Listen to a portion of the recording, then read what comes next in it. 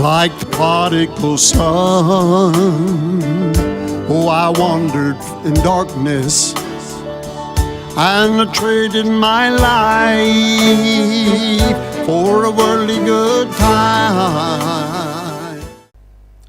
Greetings to you in the name of the Lord Jesus Christ, and I'm so glad you're with us today. And we've had such an exciting time teaching and preaching about the prodigal son, and really the elder son that stayed at home. What was he a type of? He's a type of a church member that doesn't know Christ. Amen. He's like the type of the Pharisees and the Sadducees and the first verse of chapter 15, who murmured and spoke evil of the Lord Jesus because he ate with sinners and publicans. Me get down there with them sinners and publicans?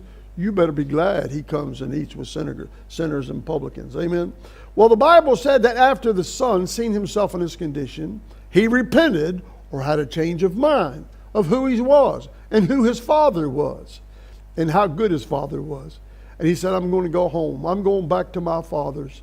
He said, my father has more. He said, my father feeds his servants, eat more bread than I have here. He said, I'm going back and this is what I'm going to tell him. He had his speech all made up, ready to roll. Amen. Had it all polished. And he said, when I get down to my father, I'll tell him, Father, I've sinned against heaven and I've sinned against thee, and I'm not worthy to be your son.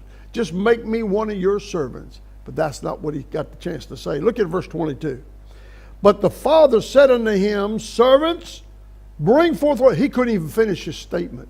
The son, look what the son said to him. And the son said unto him, Father, I have sinned against heaven and in thy sight, and am not worthy to be called thy son. But before he could finish telling him, look what the father did. The father stopped him. You know why? The father's not looking for servants. God bless your heart. Our father's looking for sons. He don't need servants. He's got all kinds of servants. Amen. He's got angels. He's got all kinds of people that'll serve him. All kinds of beings that'll serve him. He's looking for his sons to come in the house, amen, and to fellowship with him and to love him and let God the Father, your daddy, love you, amen. His name is Abba Father, which means daddy. Now notice what happened. But the father said unto his servants, bring forth the best robe and put it on him, and put a ring on his finger, on his hand, and shoes on his feet.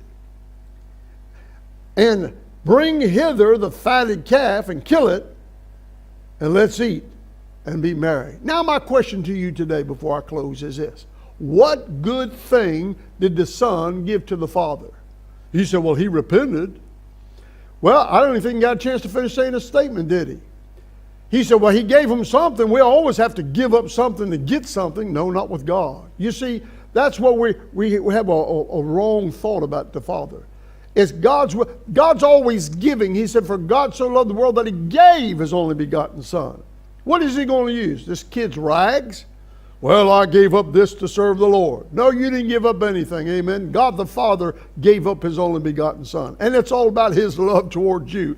It's not about your love towards him or what you've ever done or could ever do to be in his presence and to receive his salvation.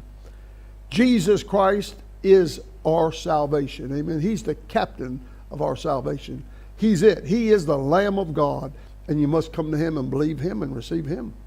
So the Bible said, he said to his daddy, said, I'm willing to be your, before he could get it out and be a servant, he said, no, get this. Now what did he do to earn that ring on his finger?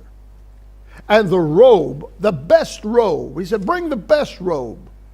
Do you know that God the Father, when you come to him, he puts the best robe of righteousness on you? I know a lot of people, they'll quote scriptures, and there's a scripture hanging in here for many years. It's in 1 Peter chapter 2 and verse 24. And it talks about the Lord dying on the tree. You remember that scripture? And let me read it to you real quick. Listen to what it says here. In chapter 2, verse 24, I want to read this verse of scripture to you. 1 Peter 2, 24. I want to read this and then we'll close after this. But I want you to think about this for a minute. It said here, who his own son bare our sins in his own body on the tree. Now, there was a scripture hanging in this building for 60 years, and it stopped with a point right there. But that's not the end of this scripture, thanks be unto God. If that's all you believe, that he died on the cross for your sins, that's good. and you receive salvation, that's good, but you got more than your sins forgiven. Are you listening to me? That's just half of the gospel. Listen to the other half of this verse. Not only did he become our sins and that he died on a tree, and being dead to sins should live under righteousness, by whose stripes ye are healed. Hallelujah. When you receive Jesus Christ as your Lord, you got it all. You got everything you need is in Christ. Amen. Whatever it is. Would you come to him today and receive him as your Lord and Savior? Lord Jesus, I believe. I believe you're the Son of God. I believe you died for me. And after 3 days and 3 nights, you rose again. And I'm coming to the Heavenly Father. Father, I'm sorry I'm a sinner. I'm sorry I've wasted my life. But today, I'm giving it back to you. Here's my heart. Here's my life. Take me. And you make me a servant, make me a son, whatever you want to make me. Here I am. Amen. And you know what God will do? He'll put his robe, the best robe of righteousness on you. Hallelujah. God bless you. We'll see you tomorrow.